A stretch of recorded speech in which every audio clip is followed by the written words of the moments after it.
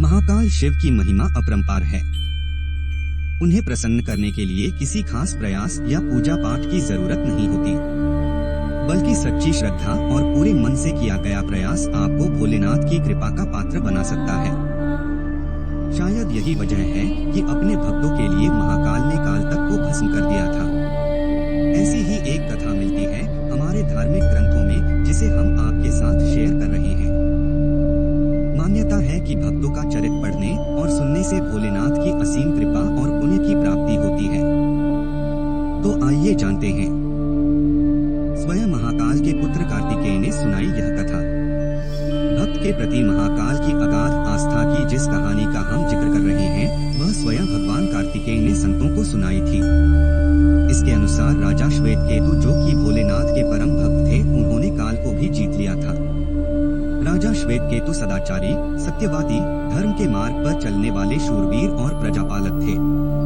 वह अत्यंत ही निष्ठा और प्रेम भाव से प्रजा का पालन और अगाध आस्था और श्रद्धा भाव से शिव भक्ति करते थे। उनके इस भक्ति भाव से महाकाल अत्यंत प्रसन्न थे। उनकी कृपा से श्वेतकेतु के राज्य के लोग दुख, दरिद्रता, अकाल मृत्यु और महामारी से अछूते थे। जब पूरी हो गई राजा श्वेतकेतु की आयु, एक दिन जब राजा श्वेतकेतु का जीवन काल समाप्त होने को था और वह भोलेनाथ की आराधना में लीन थे, तब चित्रगुप्त ने यमराज से कहा कि राजा श्वेतकेतु की आयु अब पूरी हो चुकी है, अब उनके प्राण हरने का समय है। तब यमराज ने अपने दूतों को आज्ञा दी कि वे जाएं और श्वेतकेतु के प्राण हर लाएं। यमदूत राजा श्वेतकेतु के पास पहुँचे तो वह शिव मंदिर में थे। दूत बाहर ही खड़े हो गए। श्वेतकेतु गहरे ध्यान में थे। बहुत देर हो गई, न श्वेतकेतु का ध्यान टूटा न यह दूत हिले। दूत बिना अपना काम किए खड़े रहे। जब वे वापस नहीं पहुँचे तो यमराज ने विलंब होते देखा तो कालदंड संभाला और खुद चल पड़े। जब यमराज स्वयं पहुँचे राजा श्वेतकेतु के प्राण हरने, दूतों के आने में देरी होने के चलते यमराज स्वयं ही राजा श्वेतकेतु के प्राण हरने पहुँचे। लेकिन वहां उन्होंने देखा कि वह तो महादेव की साधना में लीन है।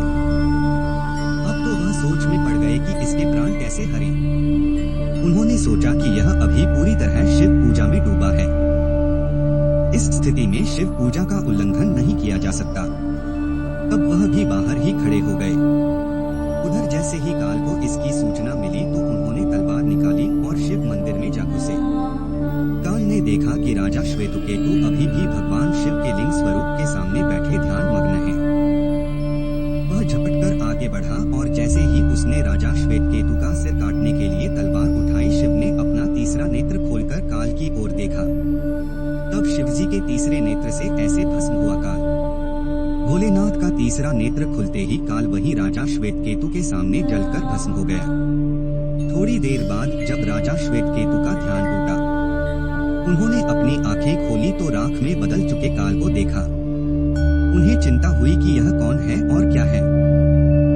श्वेतकेतु ने भगवान शिव से पूछा, हे भोलेनाथ, ये किसकी राख है? इसे किसने और क्यों जलाया? तब भोलेनाथ ने बताया कि यह काल था जो कि तुम्हारे प्राण हरने आया था।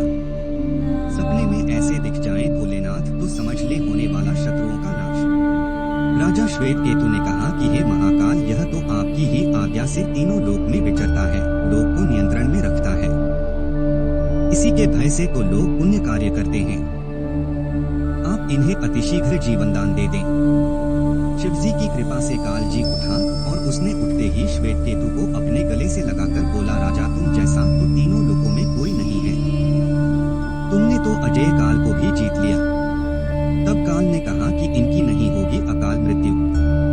जीवन दान पाकर काल और यमराज ने कहा कि ऐसे जातक जो शिवजी के परम भक्त हैं, सच्चे मन और पूरी श्रद्धा से महाकाल की पूजा में लीन रहते हैं, सिर पर जटा और गले में रुद्राक्ष पहनते हैं, विभूति का त्रिपुंड ललाट पर लगाते और पंचाक्षर मंत्र का जप करते हैं, उन्हें कभी भी अकाल मृत्यु का ग्रास नहीं बनना पड़ेगा। कथा के अनुसार इस आशीर्वाद के बाद श्वेतकेतु ने लंबे समय तक राज किया और फिर महाकाल की कृपा पाकर उनमें ही विलीन हो गए।